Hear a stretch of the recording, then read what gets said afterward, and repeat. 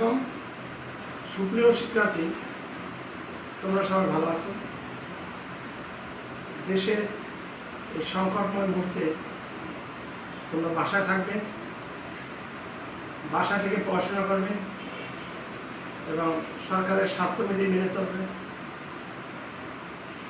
এই দুর্যোগকালীন অবস্থায় তোমাদের কথা বিবেচনা করে ন্যাশনাল কলেজের মাননীয় অধ্যক্ষ স্যার তোমাদের জন্য অনলাইন ক্লাসের আয়োজন করেছে, যাতে তোমরা বাসায় বসেই তোমাদের সমস্যাগুলো সমাধান করতে পারো। এর জন্য আমি স্যারকে ধন্যবাদ জানাচ্ছি। আজকের আমার বিষয় হিসাব বিজ্ঞান দ্বিতীয় পত্র, চতুর্থ অধ্যায়, যৌথ মূলধনী কোম্পানির মূলধন।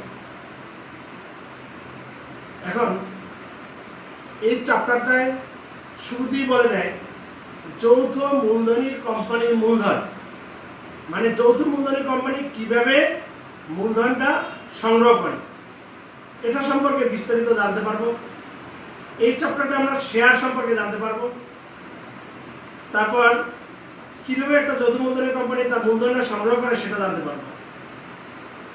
এখন সর্বপ্রথমে আসি শেয়ার সম্পর্কে। শেয়ার কি? যৌথ মূলধনী কোম্পানির মূলধনের ক্ষুদ্র ক্ষুদ্র অংশকে শেয়ার বলে। এখন বাংলাদেশে কয়টি শেয়ার মার্কেট আছে? দুটি। একটি হলো ঢাকা স্টক এক্সচেঞ্জ, আর একটা হলো চট্টগ্রাম স্টক এক্সচেঞ্জ। এরা কি করে? এরা এখানে শেয়ার ক্রয় করে এবং বিক্রি করে, এবং প্রাইমারি মার্কেটে যে শেয়ারগুলো আসে সেগুলো সেখানে তারা পরবর্তীতে ক্রয় করে এবং বিক্রি করে।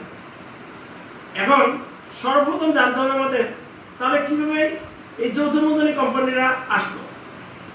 যৌথ মূলধনী কোম্পানি যে আমাদের সেই শিল্প বিপ্লবের পরে ইংল্যান্ডে কি হয়, ব্যবসা বাণিজ্যের ব্যাপক প্রসার ঘটে। কখন? যখন শিল্প বিপ্লব হয়।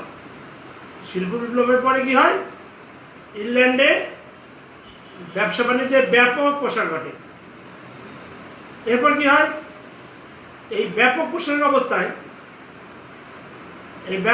অবস্থায় কি হয় যে বিভিন্ন ব্যবসা বাণিজ্য সম্প্রসারিত হতে শুরু করে। সভ্যতার শুরুতে এক মালিকানা কারবার ব্যাপক জনপ্রিয় ছিল। পরবর্তীতে অংশীদারি কারবার প্রচলন হয়। মূলধনের স্বল্পতার কারণে অংশীদারি কারবার প্রচলন হয়, কিন্তু অংশীদারি কারবারে মূলধনের স্বল্পতা এবং ব্যবস্থাপকীয় সমস্যার কারণে যৌথ মূলধনী কারবারের প্রয়োজন দেখা দেয়। এই প্রয়োজন অনুযায়ী 1844 সালে ব্রিটিশ পার্লামেন্টে একটি যৌথ মূলধনী কোম্পানি আইন মানে কি পাশ করা হয়, যেটা যৌথ মূলধনী কোম্পানি আইন নামে পরিচিত। ব্রিটিশ পার্লামেন্টে কত সালে হয়? 1844 সালে। পরবর্তীতে সেই ব্রিটিশ আইনটি ভারতবর্ষে প্রচলন ছিল। 1913 সালে ভারতবর্ষে প্রচলন হয়। ভারতবর্ষ কি? বাংলাদেশ, ভারত এবং পাকিস্তান, এই তিনটে মিলে ছিল ভারতবর্ষ। সেখানে এই আইনটি কিছুটা সংশোধনের মাধ্যমে বলবৎ ছিল। এরপর বাংলাদেশ স্বাধীন হয়। বাংলাদেশ স্বাধীন হওয়ার পর সেই ব্রিটিশ আইনটি বাংলাদেশে প্রচলন, মানে 1913 সালে ভারতীয় আইনটি বাংলাদেশে প্রচলন ছিল। পরবর্তীতে 1994 সালে বাংলাদেশ সরকার সেই ভারতীয় অংশীদারি আইন কিছুটা সংশোধন করে বাংলাদেশে কোম্পানি আইন জাতীয় সংসদে পাশ করা হয়। তাহলে এখন আমরা এর মাধ্যমে কি কি জানলাম? যৌথ মূলধনী কোম্পানি আইনটা প্রথম প্রচলন হয় কোন দেশে? ইংল্যান্ডে। কত সালে? 1844 সালে। এখান থেকে তোমাদের একটা নৈবিত্তিক কিন্তু আসে। ব্রিটিশ পার্লামেন্টে কত সালে প্রচলিত বাকি আইনটি পাশ হয়? 1844 সালে। তারপরে কোথায়? 1913 সালে ছিল ভারতীয় আইন। পরবর্তীতে বাংলাদেশে এই কোম্পানি আইনটি পাশ হয় 1994 সালে। যাই হোক, এখন আমরা তাহলে জানবো কি কোম্পানি কি। প্লিজ প্রিয় শিক্ষার্থী, আমাদের চ্যাপ্টারটার নাম কি? চতুর্থ অধ্যায়, যৌথ মূলধনী কোম্পানি মূলধন। যৌথ মূলধনী কোম্পানি মূলধন। এখন যৌথ মূলধনী কোম্পানি মূলধন কীভাবে সংগ্রহ করে? সাধারণ অর্থে কতিপয় ব্যক্তি মুনাফা অর্জনের উদ্দেশ্যে স্বেচ্ছায় যৌথভাবে মূলধন বিনিয়োগ করে কোম্পানির আইনের আওতায় যে ব্যবসা চালু করে তাকে কোম্পানি বলে। আমাদের সর্বপ্রথম কি জানতে হবে, কোম্পানি কি? সাধারণ অর্থে কতিপয় ব্যক্তি মানে কয়েকজন ব্যক্তি কোন উদ্দেশ্যে? মুনাফা অর্জনের উদ্দেশ্যে। এই যত কাজ করা হয় মানে ব্যবসা প্রতিষ্ঠানে যত কাজ করা হয় উদ্দেশ্য কি? মুনাফা অর্জন। এই মুনাফা অর্জনের উদ্দেশ্যে স্বেচ্ছায় মানে কাউকে জোর করে আনা যাবে না, স্বেচ্ছায় যৌথভাবে মূলধন বিনিয়োগ করে। তারা নিজেরাই এখানে টাকাটা খাটাবে কোম্পানি আইনের আওতায়। কোম্পানির যে একটা আইন আছে সেই আইন অনুযায়ী কি করবে? যে ব্যবসা প্রতিষ্ঠান চালু করবে তাকে আমরা কি বলবো? কোম্পানি। তারপর পরবর্তীতে তার শেয়ার বিক্রি করবে। এখন এই যৌথ মূলধনী কোম্পানি 1994 সালে বাংলাদেশে যে কোম্পানি আইনটি আছে সে অনুযায়ী কোম্পানিকে 3টি ভাগে ভাগ করা যায়। শেয়ার দ্বারা সেবাবদ্ধ কোম্পানি, গ্যারান্টি দ্বারা সেবাবদ্ধ কোম্পানি আর সীমাহীন দায় সম্পন্ন কোম্পানি। শেয়ার দ্বারা সীমাবদ্ধ কোম্পানি মানে এটা শেয়ার দ্বারাই সীমাবদ্ধ, মানে এখানে যে শেয়ার হোল্ডারদের দায় দায়িত্ব থাকবে সেটা শেয়ার দ্বারাই সীমাবদ্ধ। গ্যারান্টি দ্বারা মানে এইসব শেয়ার হোল্ডাররা কি করবে? একটা নির্দিষ্ট গ্যারান্টি দিবে, আমরা এই পরিমাণ শেয়ার কিনবো, সেটা হলো গ্যারান্টি দ্বারা সীমাবদ্ধ কোম্পানি। আর সীমাহীন দায় সম্পন্ন কোম্পানি, এটার দায়ের কোনো সীমা নেই, তবে এই সীমাহীন দায় সম্পন্ন কোম্পানি এটা বাংলাদেশে দেখা যায় না। তাহলে দেখি আমরা কি আলোচনা করলাম। যৌথ মূলধনী কোম্পানির শ্রেণীবিভাগ কি? দেখো, যৌথ মূলধনী কোম্পানির শ্রেণীবিভাগ। কোম্পানিকে কয় ভাগে ভাগ করা যায়? 3 ভাগে। কোম্পানিকে কয় ভাগে ভাগ করতে পারবো? 3 ভাগে। শেয়ার দ্বারা সীমাবদ্ধ কোম্পানি মানে এর দায়টাই থাকবে শেয়ার দ্বারা সীমাবদ্ধ। গ্যারান্টি দ্বারা সীমাবদ্ধ কোম্পানি, এদের সম্পর্কে কি করলাম? গ্যারান্টি দ্বারা সীমাবদ্ধ মানে এরা একটা নির্দিষ্ট পরিমাণে গ্যারান্টি দেবে। গ্যারান্টি তো বুঝো, যেমন আমি একটা মোবাইল কিনলাম, মোবাইলটা দেখা গেল আমি 2 বছর গ্যারান্টি দিলাম যে এটা 2 বছর পর্যন্ত ব্যবহার করা যাবে, মিনিমাম 2 বছর। গ্যারান্টি দ্বারা সীমাবদ্ধ কোম্পানি মানে এরা একটা গ্যারান্টি দিবে কি পরিমাণ শেয়ার তারা কিনবে। আর সীমাহীন দায় সম্পন্ন কোম্পানি, এদের দায়ের কোনো সীমা থাকবে না। তবে এই যে সীমাহীন দায় সম্পন্ন কোম্পানি এটা বাংলাদেশে দেখা যায় না। শেয়ার দ্বারা সীমাবদ্ধ কোম্পানিকে 2টো ভাগে ভাগ করা যায়। একটা হলো পাবলিক লিমিটেড কোম্পানি আর একটা কি? Private limited company. এই পাবলিক লিমিটেড কোম্পানি এরাই বাজারে শেয়ার বিক্রি করবে, আর প্রাইভেট লিমিটেড কোম্পানি এরা শুধু তাদের শেয়ার হোল্ডারদের মধ্যেই শেয়ারগুলো বিক্রি করবে। এদের শেয়ারের সংখ্যা সীমাবদ্ধ। আর পাবলিক লিমিটেড কোম্পানি মানে কি? একটা নির্দিষ্ট পরিমাণ শেয়ার বাজারে বিক্রি করা হয়। তাহলে আমরা কি শিখলাম? কোম্পানিকে কয় ভাগে ভাগ করা যায়? 3 ভাগে। শেয়ার দ্বারা সীমাবদ্ধ কোম্পানি, গ্যারান্টি দ্বারা সীমাবদ্ধ কোম্পানি, সীমাহীন দায় সম্পন্ন কোম্পানি। এখন তোমাদের মাঝে মাঝে এখানে প্রশ্নটি আসে, 1994 সালে কোম্পানি আইন অনুযায়ী বাংলাদেশে কোম্পানিকে কয় ভাগে ভাগ করা যায়? তাহলে বলবে কি কয় ভাগে? 3 ভাগে। এখন আবার অনেক সময় আসতে পারে যে বাংলাদেশের যে কোম্পানিকে ভাগ করা যায় নিজের কোনটি কোনটি, সেখানে 3টা কি কি আছে? একটা হলো শেয়ার দ্বারা সীমাবদ্ধ, গ্যারান্টি দ্বারা সীমাবদ্ধ কোম্পানি, সীমাহীন দায় সম্পন্ন কোম্পানি। আবার বলতে পারে শেয়ার দ্বারা সীমাবদ্ধ কোম্পানিকে কয় ভাগে ভাগ করা যায়? এখন সেটা হলো 2 ভাগে, একটা পাবলিক লিমিটেড আর একটা কি? Private limited. তাহলে আমরা আসি শেয়ার দ্বারা সীমাবদ্ধ কোম্পানি। যে শেয়ার দ্বারা সীমাবদ্ধ কোম্পানি কি? এ জাতীয় কোম্পানি মূলধনকে কতগুলো শেয়ারে বিভক্ত করা হয়।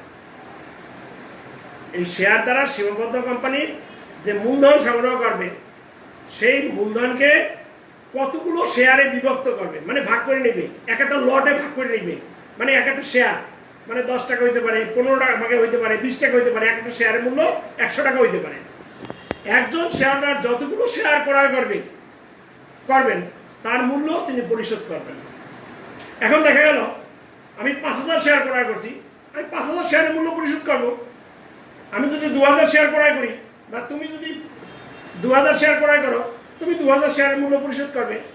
আবার কেউ যদি 3000 শেয়ার ক্রয় করে, সে 3000 শেয়ারের মূল্য পরিশোধ করবে।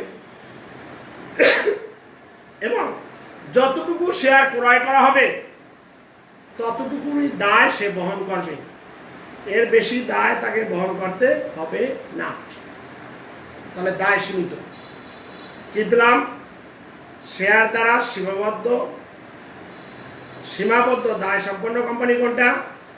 কোম্পানির মূলধনকে কি করবে? কতগুলো শেয়ারে বিভক্ত করা হয়। কোম্পানির মূলধনকে কতগুলো শেয়ারে কি করবে? বিভক্ত করবে। একজন শেয়ার হোল্ডার যতগুলো শেয়ার ক্রয় করবে তার মূল্য তিনি পরিশোধ করবেন। এখন কেউ যদি 500 শেয়ার ক্রয় করে, তাহলে সে 500 শেয়ারের মূল্য পরিশোধ করবে। কেউ যদি কোনো ব্যক্তি যদি 10টি শেয়ার ক্রয় করে, তাহলে সে 10টি শেয়ারের মূল্য পরিশোধ করবে। এবং এই মূল্য পরিশোধ করতে বাধ্য থাকবেন। শেয়ার মূল্যের বাইরে তাকে কোনো দায় পরিশোধ করার প্রয়োজন হবে না। এই জাতীয় কোম্পানিকে কয় ভাগে ভাগ করছিলাম আমরা? 2 ভাগে। এই জাতীয় কোম্পানিকে কয় ভাগে ভাগ করছিলাম? এই যে শেয়ার মূল্য দ্বারা সীমাবদ্ধ কোম্পানিকে কয় ভাগে ভাগ করছি? 2 ভাগে। একটি পাবলিক লিমিটেড কোম্পানি আর একটা প্রাইভেট লিমিটেড কোম্পানি। প্রিয় শিক্ষার্থী, যারা এটি দেখছো, যারা ক্লাসটি দেখতেছ, তারা তোমাদের বন্ধুদের জানিয়ে দাও যে আমাদের যে যৌথ মূলধনী কোম্পানির মূলধন, এই চ্যাপ্টারটি শুরু হয়েছে হিসাব বিজ্ঞান 2য় পত্রের। এই চ্যাপ্টারটি থেকে প্রতি বছরের অঙ্ক আসে, এবছর আসবে। আমরা যে অঙ্কগুলো করাবো সেগুলো ভালোভাবে দেখবে, নিয়মগুলো অনুসরণ করবে, ভালোভাবে শিখবে, এবং সমস্যা থাকলে তোমরা মেসেঞ্জারে আমাকে জানাবে।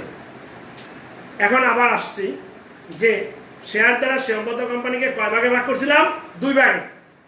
একটি ছিল পাবলিক লিমিটেড, আর একটা কি? Private limited. একটি কি? পাবলিক লিমিটেড, আর একটা কি? Private limited. এখন পাবলিক লিমিটেড কি? যদিও তোমরা ব্যবসা সংগঠনে এটা বা 19 পরে আসছো, তারপর আবার বলছি, যে কোম্পানির সদস্য সংখ্যা সর্বনিম্ন 7 জন এবং সর্বোচ্চ শেয়ারের সংখ্যা দ্বারা সীমাবদ্ধ, তাকেই পাবলিক লিমিটেড কোম্পানি বলে। পাবলিক লিমিটেড কোম্পানি বিজ্ঞপ্তির মাধ্যমে বাজারে শেয়ার বিক্রি করতে পারে, এবং যে যতগুলো শেয়ার ক্রয় করতে পারবে, এবং সে আবার শেয়ার চাইলে বিক্রিও করতে পারবে। শেয়ারগুলো হস্তান্তরযোগ্য। পাবলিক লিমিটেড কোম্পানির শেয়ারগুলো কি? হস্তান্তরযোগ্য। হস্তান্তরযোগ্য কি? আমার শেয়ারগুলো মিস্টার রহিম নামে একজন ব্যক্তিকে কাছে বিক্রি করলাম, অথবা যে মিস্টার করিম নামে একজন ব্যক্তি মিস্টার সাকিব নামে আরেকজন ব্যক্তিকে তার শেয়ারগুলো বিক্রি করে দিল। এখানে ক্রয় করা যাবে, বিক্রয় করা যাবে। তাহলে কি শিখলাম? পাবলিক লিমিটেড কোম্পানির সর্বনিম্ন সদস্য সংখ্যা 7 জন, মানে কি সর্বোচ্চ শেয়ারের সংখ্যা দ্বারা সীমাবদ্ধ। শেয়ারের সংখ্যা দ্বারা সীমাবদ্ধ। পাবলিক লিমিটেড কোম্পানি কি করবে? শেয়ার বিক্রয়ের জন্য জনগণকে আমন্ত্রণ করতে পারবে, বা শেয়ার বিক্রি করতে পারবে, বিজ্ঞপ্তি দিতে পারবে। জনগণ কি করবে? শেয়ার ক্রয় করবে। আবার কোনো ব্যক্তির ইচ্ছা করলে সে তার শেয়ার বিক্রি করে দিতে পারবে। এই শেয়ারগুলো কি? হস্তান্তরযোগ্য। হস্তান্তরযোগ্য কি? মানে কি এক হাত থেকে আরেক হাতে বিক্রি করা যায়, এটাকে হস্তান্তরযোগ্য বলা হয়। এখন প্রাইভেট লিমিটেড কোম্পানি কি? যে কোম্পানি সর্বনিম্ন সদস্য সংখ্যা কয়জন? 2 জন। কি বলা হয়েছে? যে কোম্পানির সর্বনিম্ন সদস্য সংখ্যা 2 জন, সর্বোচ্চ কয়জন? 50 জন। জনগণের নিকট শেয়ার তারা কি করতে পারবে? ওই শেয়ার হোল্ডার যারা থাকবে তাদের কাছে শুধু তারা শেয়ার বিক্রি করবে, জনগণের নিকট তারা শেয়ার বিক্রি করে না, বাইরে তারা শেয়ার বিক্রি করে না। এবং এই কোম্পানির শেষে প্রাইভেট লিমিটেড শব্দটি লেখা থাকবে। কি শিখলাম? প্রাইভেট লিমিটেড কোম্পানি, যে কোম্পানির সর্বনিম্ন সদস্য সংখ্যা কয়জন? 2 জন, সর্বোচ্চ কয়জন? 50 জন। এবং ওখানে যার শেয়ারহোল্ডার থাকবে তাদের কাছেই শেয়ার বিক্রি করবে, এরা বাইরে শেয়ার বিক্রি করবে না বা করতে পারবে না।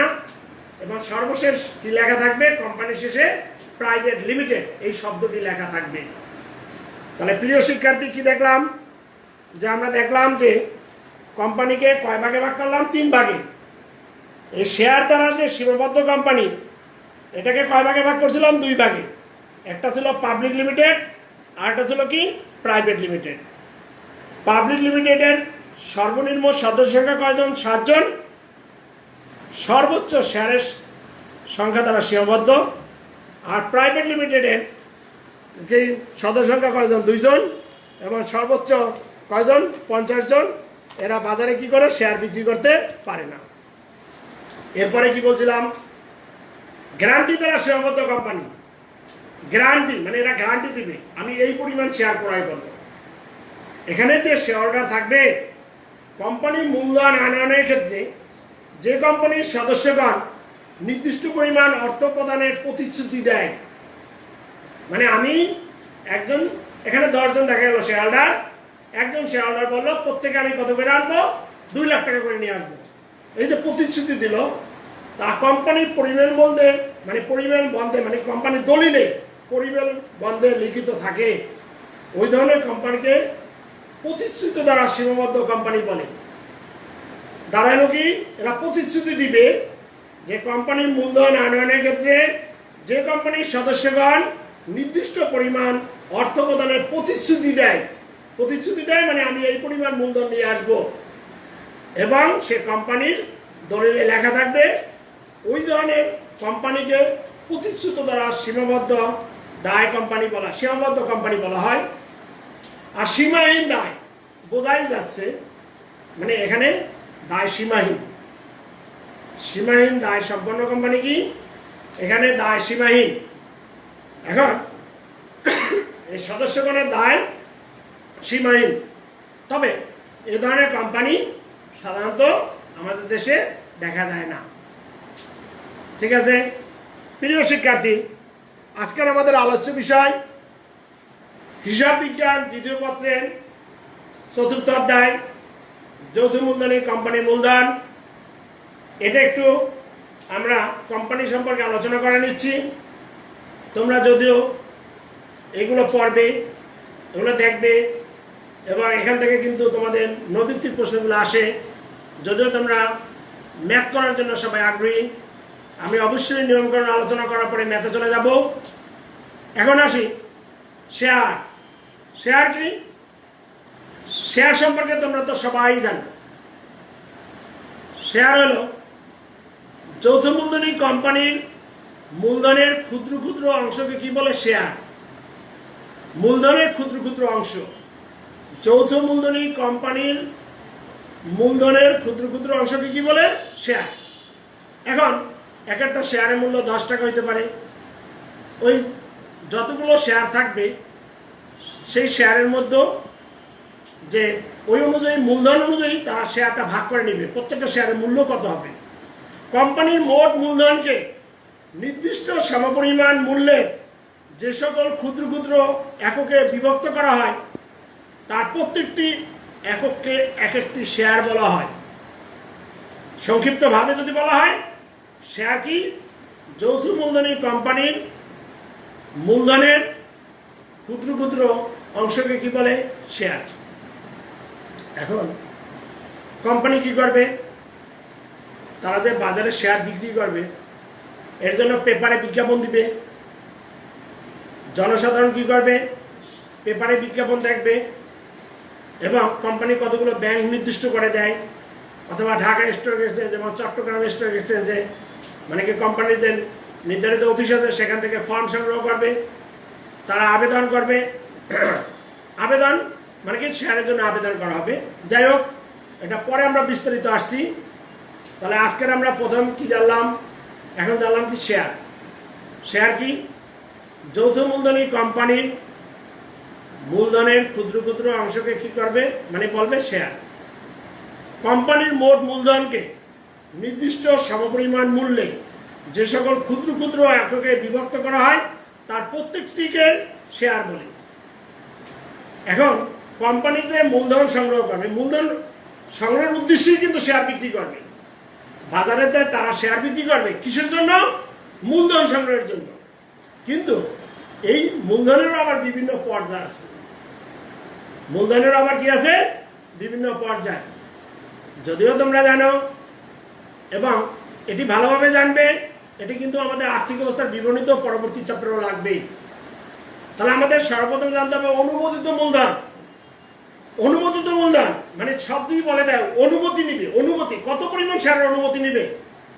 যে পরিমাণ মূলধন নিয়ে কোম্পানি কি করে গঠিত হয় সেই পরিমাণ মূলধনকে অনুমোদিত বা নিবন্ধিত মূলধন বলে।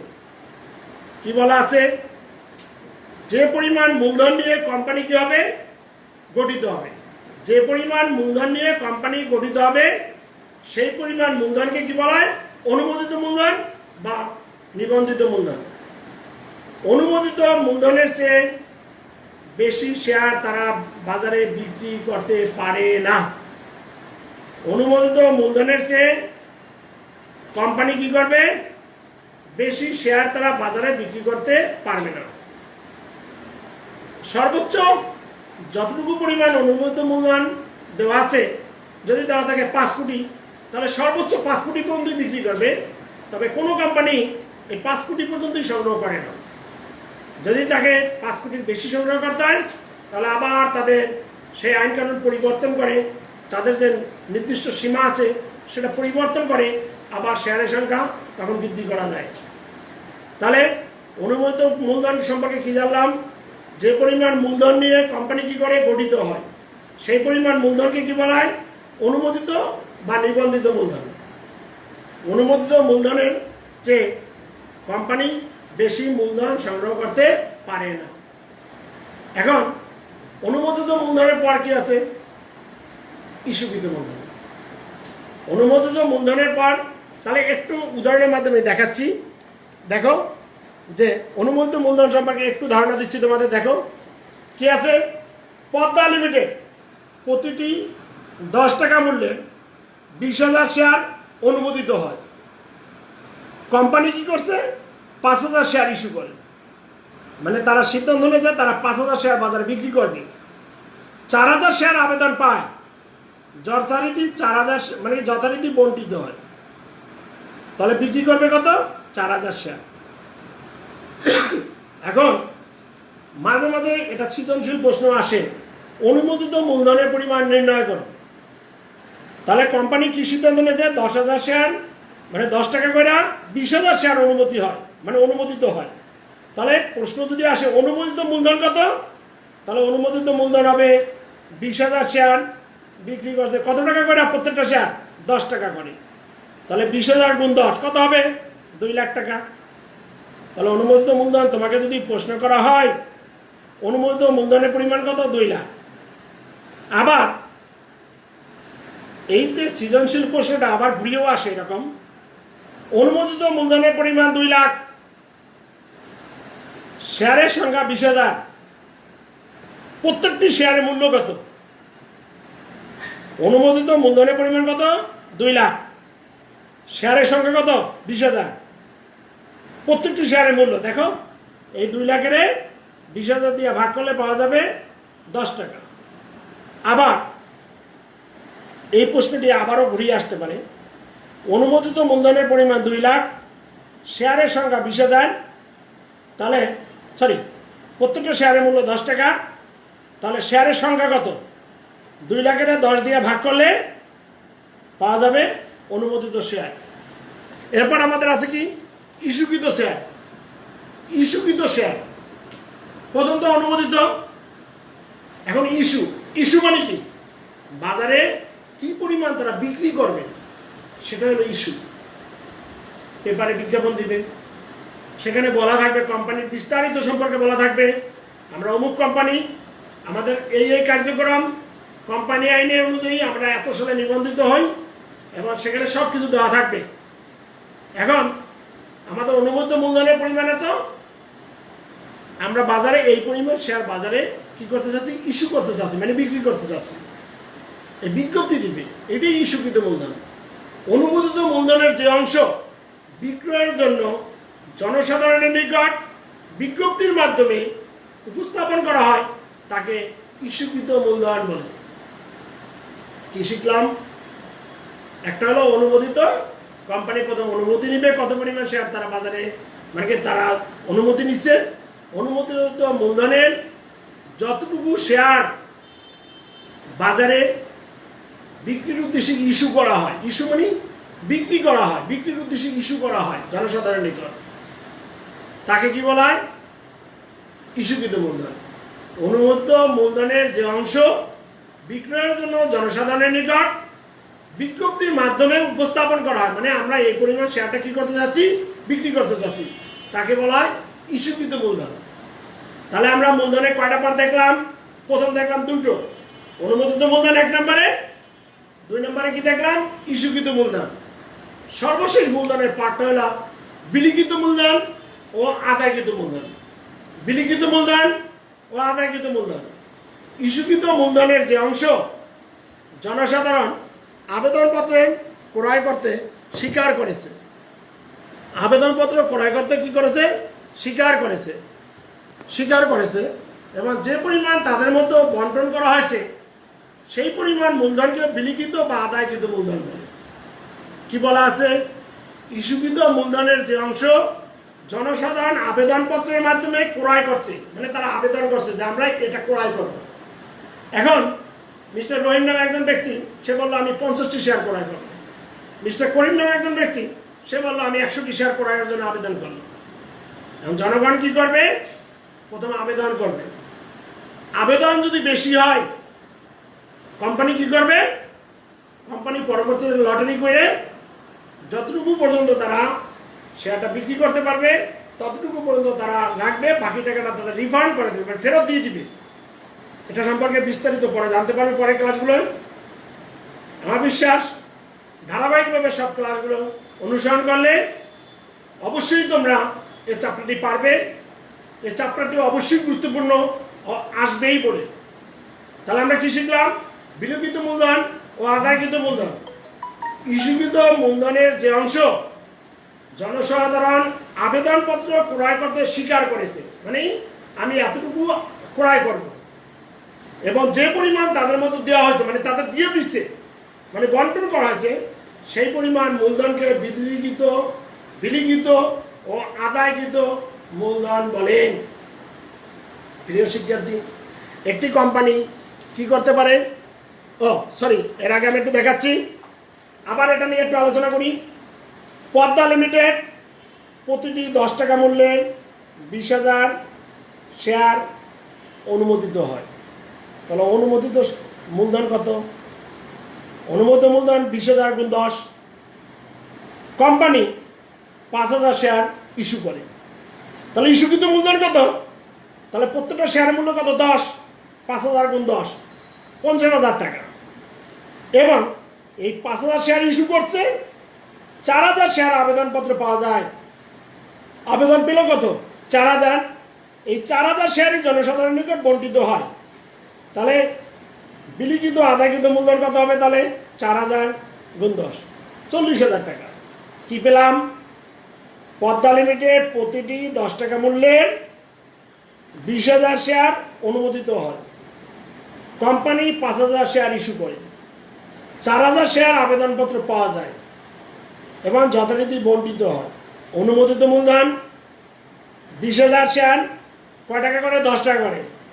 20,000 গুণ 10, তাহলে অনুমোদিত মূলধন কত হবে? 2 লাখ টাকা। ইস্যুকৃত মূলধন 5,000 শেয়ার বাজারে ইস্যু করে, তাহলে ইস্যুকৃত মূলধন কত হবে? 5,000 গুণ 10 50,000 টাকা। বাজারে আবেদন পাইছে কয় হাজার? 4,000। এই 4,000 আবেদন যেটা পেল সেটাই সে বিলি করবে বা আদায় করবে। 4,000 গুণ 10 40,000 টাকা। প্রিয় শিক্ষার্থী, ক্লাসের ফাঁকে একটি কথা বলে নিতে হয়, সেটি হলো তোমরা মেসেঞ্জারে প্রশ্নটা তুলে মেসেজ করো, সেটা ঠিক আছে, আমি উত্তরটি হয়তো মেসেঞ্জারে দিয়ে দিচ্ছি, কিন্তু তুমি কিন্তু বিস্তারিত ওখান থেকে বুঝতে পারছো না। গত ক্লাসে কিছু কিছু শিক্ষার্থী কয়েকটি প্রশ্ন করেছে, আমি সবগুলো প্রশ্নের উত্তর দিয়েছি মেসেঞ্জারে। আমি যদিও প্রত্যেকটি শিক্ষার্থীকে বলেছি তুমি একটু ফোন করে বিস্তারিত জেনে নাও, কিন্তু আমাকে মাত্র 2 জন স্টুডেন্ট ফোন করে বিস্তারিত জেনে নিচ্ছে। বাকি শিক্ষার্থীদের কাছে আমার বিশেষ অনুরোধ রইল, তোমরা মেসেঞ্জারে প্রশ্নের উত্তর পাওয়ার পরেও আবার ফোন করে ভালোভাবে জেনে নিবে, নইলে একই ধরনের প্রশ্ন আবার যখন পুনরায় আসবে তখন তুমি বিস্তারিত না জানলে অন্য প্রশ্নের উত্তর দিতে পারবে না। প্রিয় শিক্ষার্থী, একটি কোম্পানিতে বাজারে শেয়ার ইস্যু করবে, সেই শেয়ার ইস্যু সম্পর্কে তো আগে ধারণা থাকতে হবে কিভাবে সে শেয়ার ইস্যু করবে। একটি কোম্পানি 3টি মূল্যে মানে 3 ভাবে বাজারে শেয়ার ইস্যু করতে পারে। কয়ভাবে শেয়ার ইস্যু করতে পারে? 3 ভাবে। এটা তোমরা যদিও জানো সবাই। 1 নম্বর হলো সমহারে বা সমমূল্যে শেয়ার ইস্যু, 2 নম্বর হলো অধিহারে বা প্রিমিয়ামে শেয়ার ইস্যু, আর 3 নম্বর হলো বাট্টায় বা অবহারে বা উনহারে শেয়ার ইস্যু। একটি কোম্পানি কয়ভাবে বাজারে শেয়ার ইস্যু করতে পারে? প্লিজ শিক্ষার্থী, 3 ভাবে। সমমূল্য শেয়ার ইস্যু, অধিহারে বা প্রিমিয়ামে শেয়ার ইস্যু, বাট্টায় বা অবহারে বা উনহারে শেয়ার ইস্যু। যদিও এটা সম্পর্কে একটু বিস্তারিত জানিয়ে দিচ্ছি, তারপর পরবর্তী ক্লাসে এটা আবারও জানতে পারবে, কারণ আমরা যেহেতু অঙ্কে চলে যাব, মানে অঙ্কের আগে একটু বিস্তারিত আলোচনা করবো। জাবেদা পর খতিয়ান কীভাবে করতে হয়, তারপর আর্থিক অবস্থার বিপণী করতে হয়, এগুলো জানার পরেই আমরা অঙ্কে যাব। এখন সমমূল্যে শেয়ার ইস্যু বা সমহারে শেয়ার ইস্যু। দেখো, একটা শেয়ারের মূল্য আছে কয় টাকা? 10 টাকা। কোম্পানি অনুমতি নিচে কয় টাকা করে? 10 টাকা করে। বাজারে 10 টাকা করেই বিক্রি করলো, এটা হলো সমহার। বা একটি শেয়ারের মূল্য আছে 100 টাকা, একটা শেয়ারের মূল্য 100 টাকা, বাজারে বিক্রি করছে 100 টাকা করেই। তাহলে এই 100 টাকা করে যে বিক্রি করছে, তাহলে যে মূল্য আছে সেই মূল্যই বিক্রি করছে, এটাকে বলে সমহার। তাহলে শেয়ারের যে মূল্য আছে, প্রকৃত মূল্য, সেই মূল্যেই যদি বাজারে শেয়ার বিক্রি করা হয় তাকে সমহারে শেয়ার ইস্যু বলে। উদাহরণের মাধ্যমে যদি বলি, 10 টাকার শেয়ার 10 টাকা করে বিক্রি করলে এই 10 টাকাকে মানে 10 টাকা করেই যে বিক্রি করলে এটাকে বলে সমহার। অধিহার বা প্রিমিয়াম, অধিহার মানে বেশি বা প্রিমিয়াম।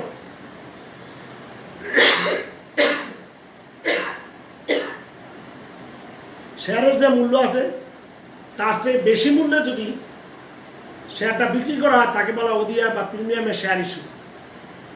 শেয়ারের যা মূল্য আছে, প্রত্যেকটা শেয়ারের যা মূল্য আছে তার চেয়ে যদি বেশি মূল্যে বাজারে শেয়ারটা বিক্রি করে তাকে বলা হয় অধিহার বা প্রিমিয়ামের শেয়ার ইস্যু। এখন 10 টাকা শেয়ার 12 টাকা করে বিক্রি করলো। 10 টাকা শেয়ার কয় টাকা বিক্রি করছে? 12 টাকা। কয় টাকা বেশি? 2 টাকা। এই 2 টাকা হলো প্রিমিয়াম বা অধিহার। আবার যদি বলি যে 20 টাকা শেয়ার 25 টাকা করে বিক্রি করলো, কয় টাকা বাড়তি বিক্রি করলো? 5 টাকা। এই 5 টাকা করে যে বাড়তি বিক্রি করলো, এই 5 টাকা হলো প্রিমিয়াম বা অধিহার।